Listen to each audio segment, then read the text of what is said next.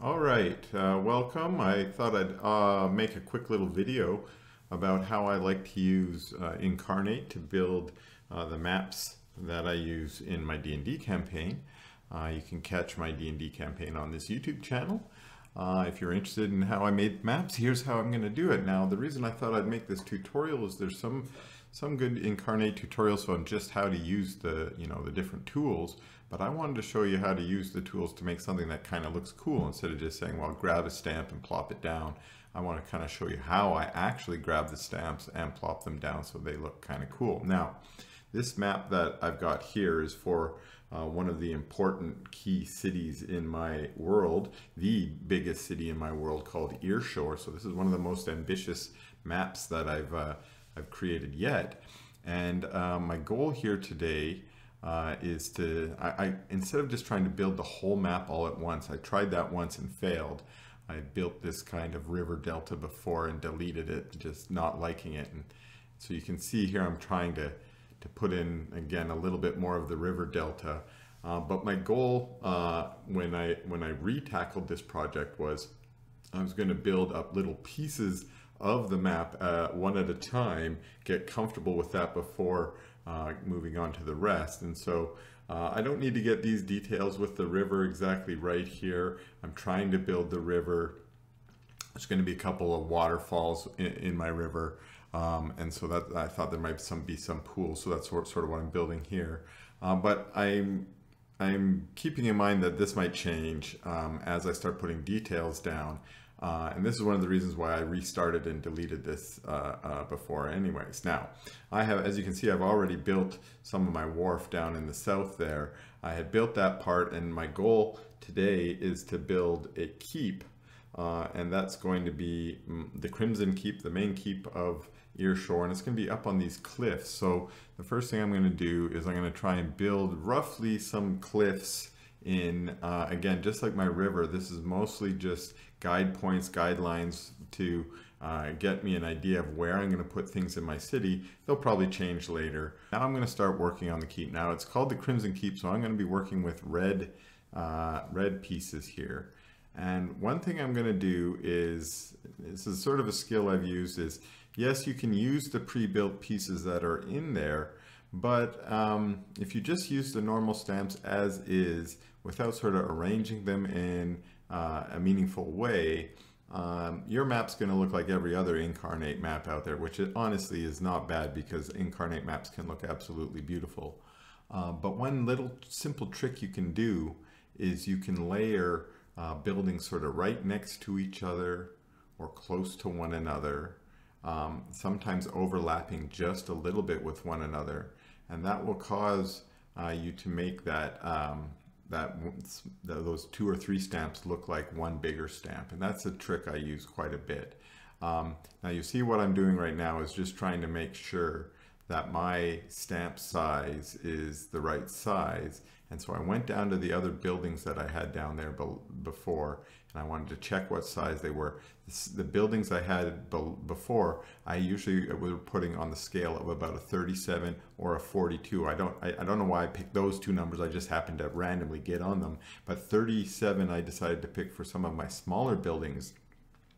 That just the normal buildings, anything I put down, I'm going to try and put it down at a 37, and then I use 42 for the slightly bigger buildings like the inns and the temples and things that I want to stand out a little bit. Making them a little bit bigger just makes them stand out, so it draws my my players' eyes to them when we're playing. So right now I'm just testing that out. Now again, I said I use 37 and 42. I also use, I could use something bigger or a little smaller than that, but I'm going to try and stick to that scale. It helps to make sure all the stamps kind of look about the same scale on the broad scene. And so now I've got my stamps, and I'm going to try and build this initial keep. Again, out of these initial fortified, these look like they're fortified buildings, the red ones, you can see I'm trying to overlap them now and find some good match. And then when I come up with a good sort of base keep, I'll start to build the walls around it and so on, and build up the scene around it. Now, as you can see, I spend a lot of time trying to make things look right. If it doesn't look right after I do something, I'm going to delete it and try again.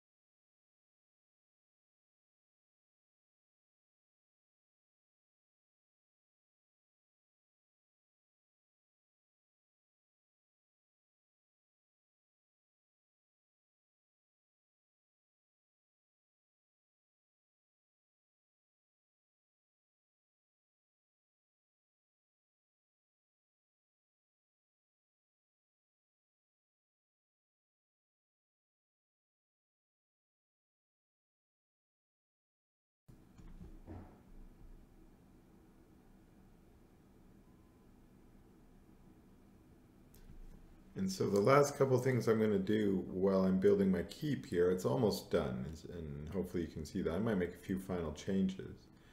But I am just going to move a few things around so that the spacing looks just how I want it. And once it's done, the last thing I do is I make it a group. And once it's a group, I don't have to worry about accidentally moving its pieces around. And I can move the whole thing as a group. It also speeds up Inkarnate a little bit. And so now that I've built the keep, I've decided that the cliffs the cliffs I made I don't really like. So I'm going to probably go about rebuilding what I've got here now that I have a keep.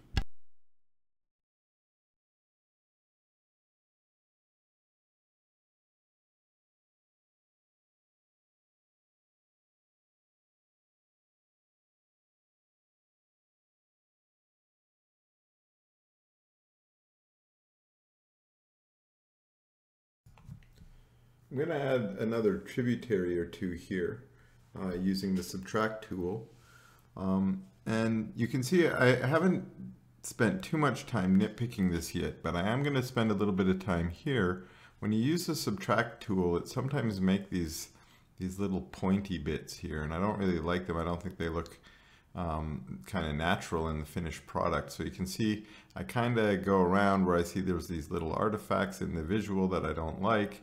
I just try and use the subtract tool, and if you just run the subtract tool across the little point, you know, I've got the click down and like I'm subtracting, it will usually delete the little point for you. As you saw there, it deleted a big point, but you can use it. I didn't like that it deleted the big point, so I wanted something there, so I stuck something back in. But you can, whenever I see those little points, I'll tend to go in there and try and delete them if I don't like them.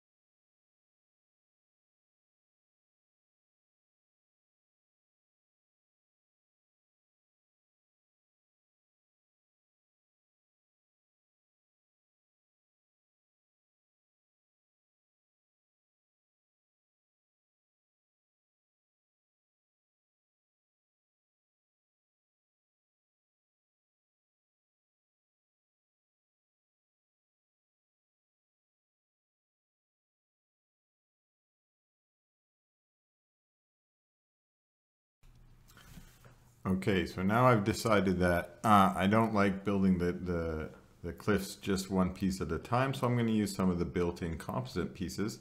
I also like the way they look a little bit better. They make my cliffs look a little bit bigger. And you can see I just sort of adjust them, try and get the ends to line up, and if you get the ends to line up, they tend to look like they're just one big old piece. Now this piece I was having trouble trying to find the right piece. I wanted to get a piece that would look like the drawbridge there would be going over the cliff. That was my goal with the keep. I wanted the keep to be up on these cliffs, right? That's sort of the point. But it was a little bit hard for me to find exactly the right piece. I decided on this one, rotated in here, and then it was just the task of finding the right cliff pieces to connect them back up.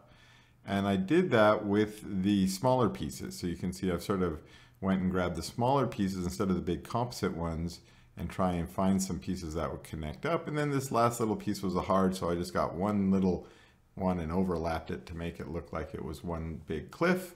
And then I'm ready to go.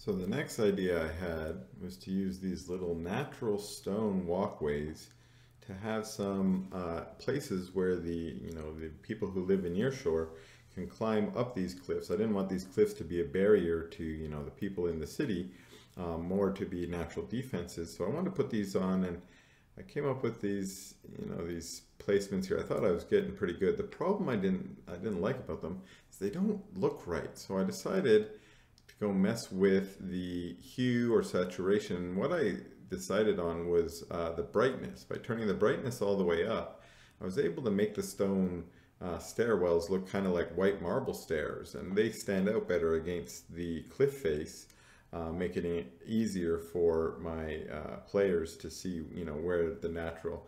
And then I found this one, which was a little bit bigger, and I realized, okay, that one stood out the best, and there are a few that are actually thicker and wider.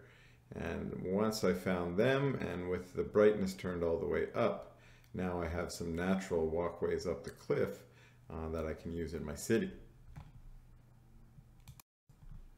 And now next up is to add some more fortifications. I decided we're up on this cliff, it's a natural defense.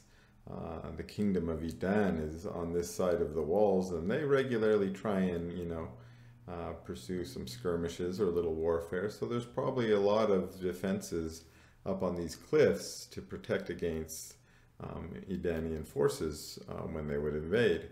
So I put some ballista and so on, trebuchet and catapults, and then I've extended this wall. My goal here is to build the wall. The wall is going to extend over here towards some more cliffs. I'm not going to put those cliffs on right yet because, well, I haven't really decided what I want to put up there yet. The keep's going to be down here. It's probably going to be vulnerable, so I might have to put more defenses up there. I'm not sure. But it was down on the bottom here where I wanted to put some more of the city on the lower levels of the cliffs. It came to my mind here that if these cliffs are where they walk up and down, how are they going to get all their goods up and down there? So I'm going to go and install some cranes here, some cranes along the cliffs, how you can lift them up. Similar decoration that I'm putting here. I decided I might put some bigger ballistae here, maybe get a trebuchet in the back that can fire something big, and I thought, why not? I'm just going to throw one more catapult in there as well.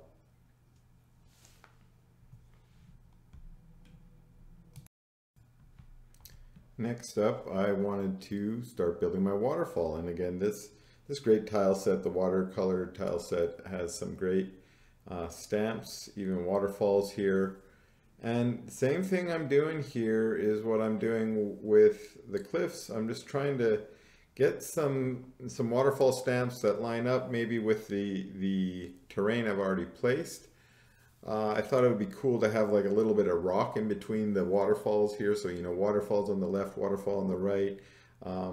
This is meant to be sort of a larger, more interesting waterfall. Now, of course, this cliff face shouldn't be on the top like it is there. So I pushed it down a layer so that the waterfalls were on top of the stone face.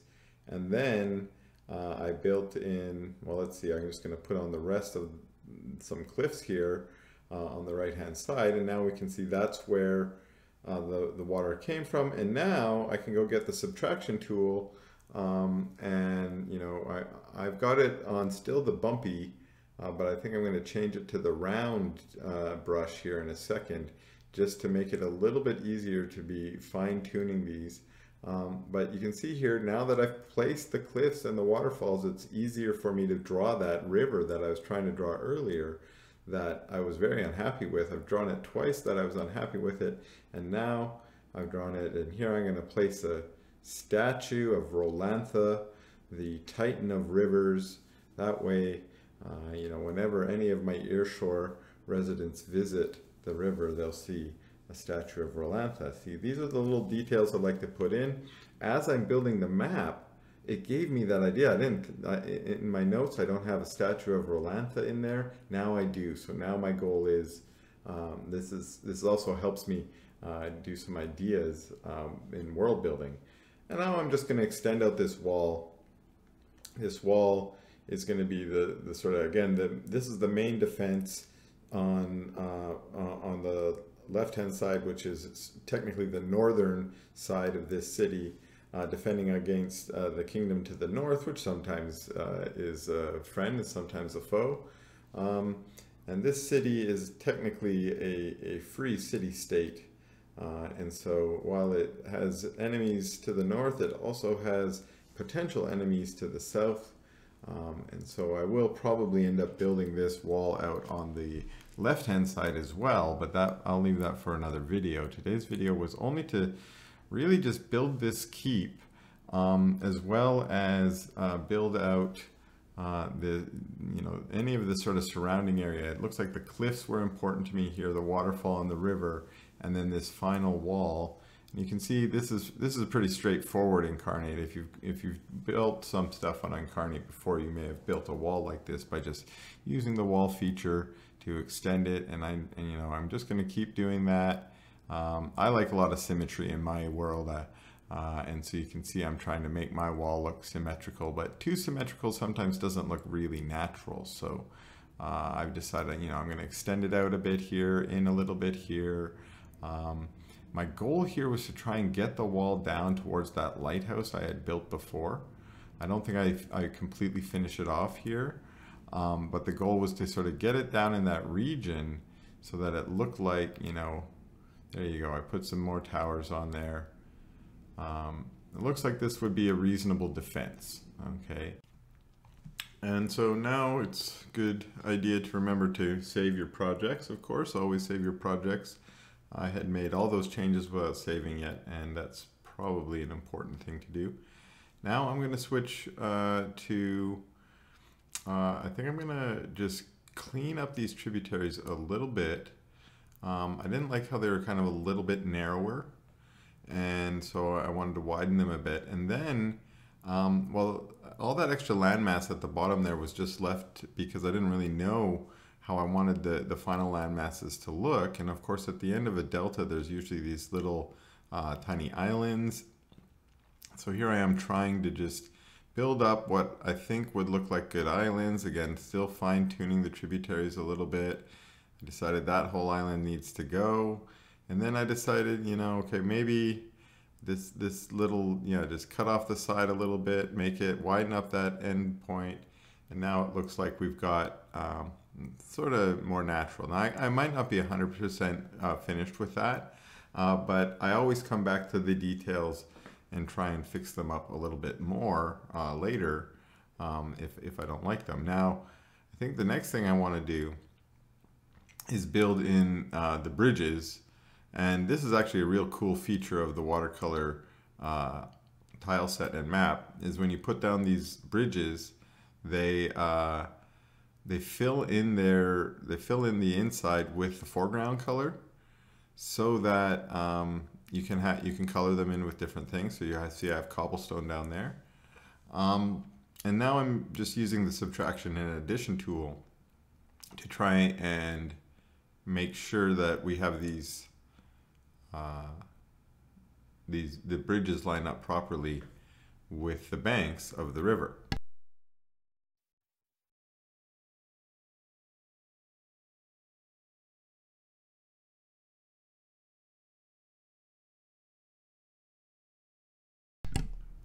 I've been using both the wide bridges. I like to add a little bit of variety to my map, so I use the wide bridges and the narrow bridges. The wide bridges are more for the more serious traffic. Some of the bridges have only one little stanchion there in the water. This one here has 3. Again, back using the subtraction tool to try and get my banks to look a little better. They don't have to line up perfectly with the edges there.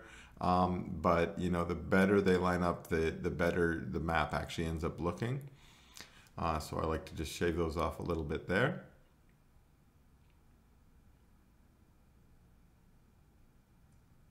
And I think now I'm going to build out the this little island. This island, I've just decided as I was building the map here.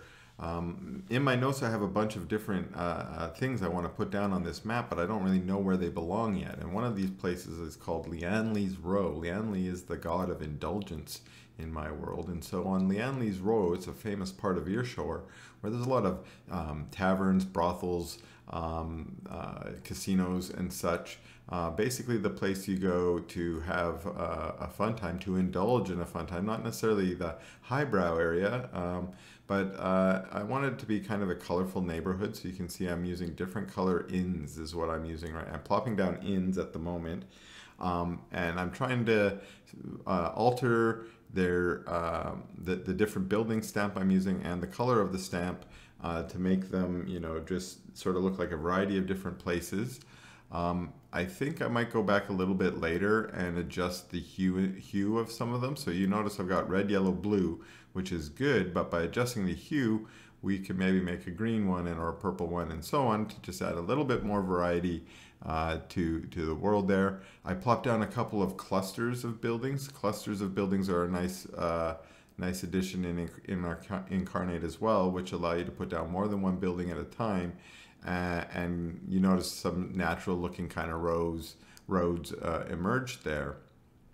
And so now I got my brush tool. I got it about the same width of that bridge there, and then I turned the softness to 0 so I can just paint kind of thick roads here. Here I put the softness to 0 because I'm doing the broad strokes here. I don't care so much about, you know, all the details. I'm going to come back and go over them later. I'm trying to color in all my bridges. I know all the bridges are cobblestone, but I haven't decided how the roads are there yet. I'm going to have to place some buildings. Now I've gone and got the dirt brown. I probably should have just painted the whole map dirt brown to begin with, because that's sort of my default city color. But I'm painting in now just to get the other pieces dirt brown. And then again, I'm not too worried about the edges because I'm going to come back in a bit. Here I'm going to start doing the edges a little bit closer so they line up with the stamps I've placed. You know, as I tried to get them to line up with the front of those buildings. And then I've put the softness back on full, but made my brush size really small to just go around the edges. That wasn't thick enough there, so I filled that one in a bit more. But just going around the edges with a soft brush now to allow us to blend the cobbles in the dirt, which just again makes it look a little bit nicer. I think that's kind of all I wanted to do in this map. So thanks a lot for watching this video. I'll probably post part 2 when I get to more details.